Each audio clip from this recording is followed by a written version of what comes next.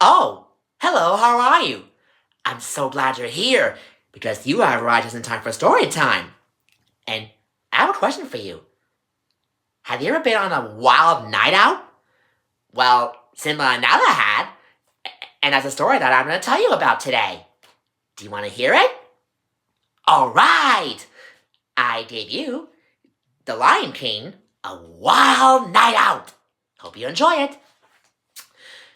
It was late at night in the Pride Lands. In their den, the lions were all fast asleep. All that is, except for Simba. Simba just wasn't tired.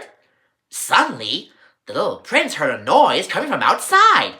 Simba perked up his ears and listened harder. Scratch, scratch! There was again! A strange, scratching, snuffling sound. Simba carefully moved away from his mother and padded over to where Nala was sleeping. Nala, wake up! He whispered. Nala yawned. Her eyes fluttered open slightly before closing again. Oh, it's you, Simba, she groaned. Go back to sleep. I was having the nicest dream. There it is again! I wonder where the scratch sound is coming from. Could it be coming from my reading chair? No. That's strange. Let's see what happens next.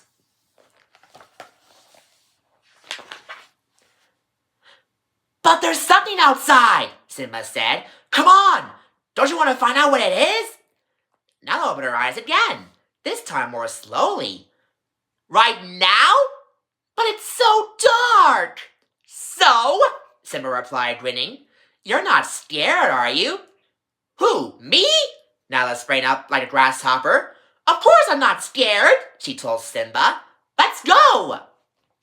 Together, Simba and Nala tiptoed past their mothers and the rest of the sleeping pride. They paused at the edge of the den and peered out into night. Scratch, scratch! What was that? Nala asked. I told you, there's something out there, Simba said.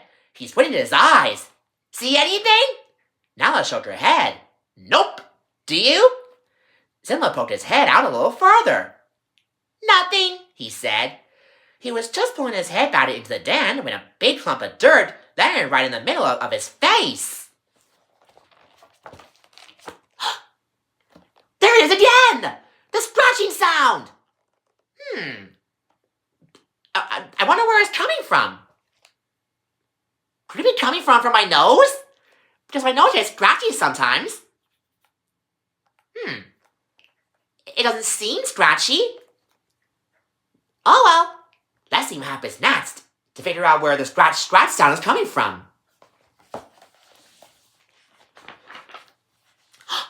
Look! Over there! Nala said as Simba pawed the dirt off his nose. Simba followed her gaze, his bright eyes growing around.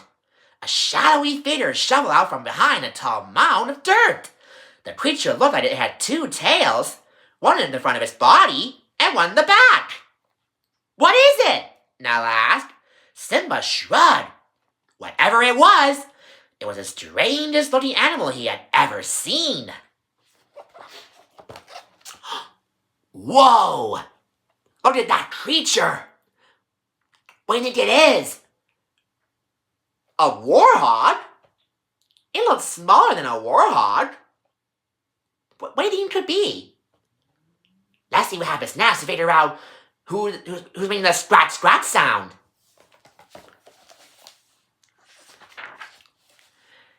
Simba wasn't about to let this mystery go unsolved. Hello! He called. Hey, you! Over here! Startled, the creature looked up. Are you lost? Nala asked.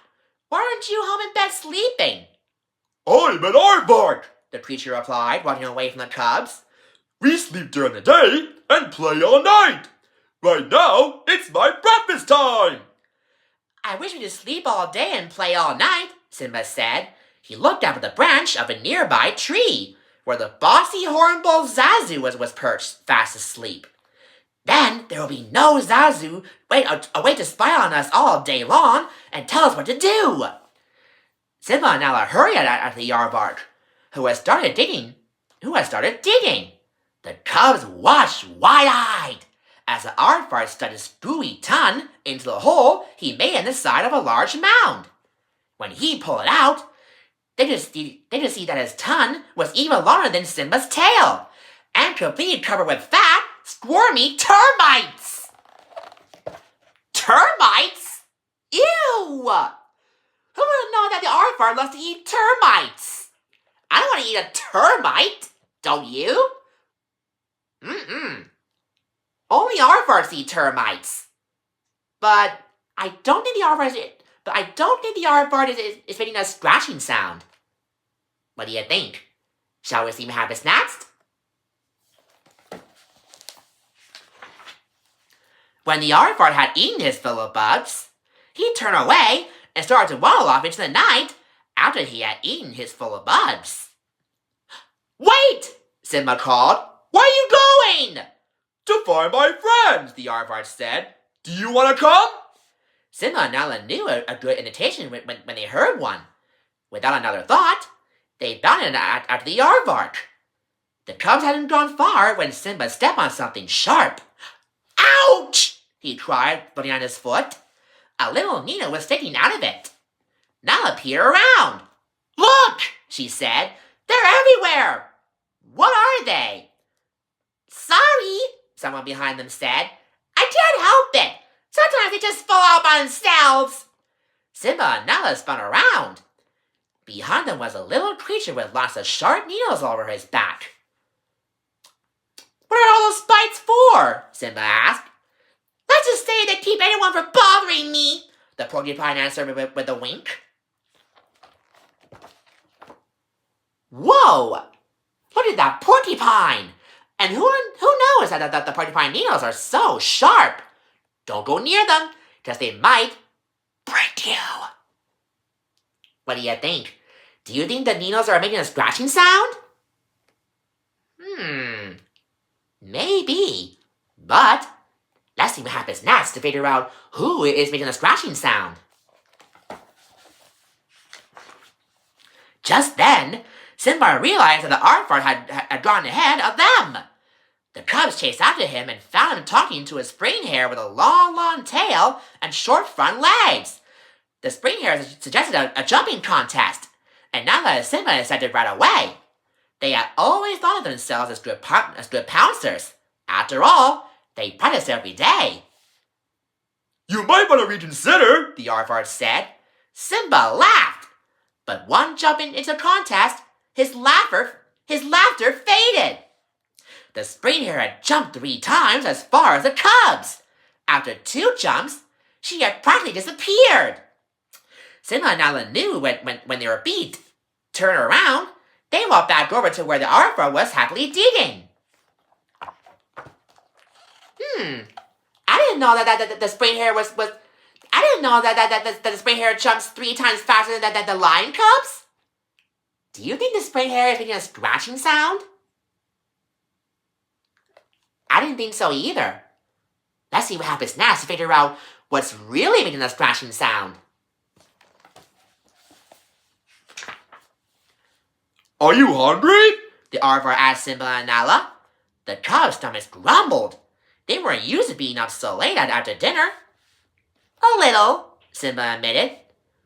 But when Simba and Nala remembered what the aardvark was eating, they decided maybe they weren't quite so hungry after all. Do you have anything else to eat? Simba asked. You mean besides termites? The aardvark asked. He thought for a minute. Then he bounded off a few feet. Take a look at this, he called back to them. What is it? Nala asked. Ants, the aardvark answered. Though I usually save those for dessert. Suddenly, a cold wind ruffled the cub's fur. Did it just get darker? Simba asked, shivering. And colder? Nala asked. Nala and Simba both yawned. The night had been quite an adventure. But they were both starting to get tired.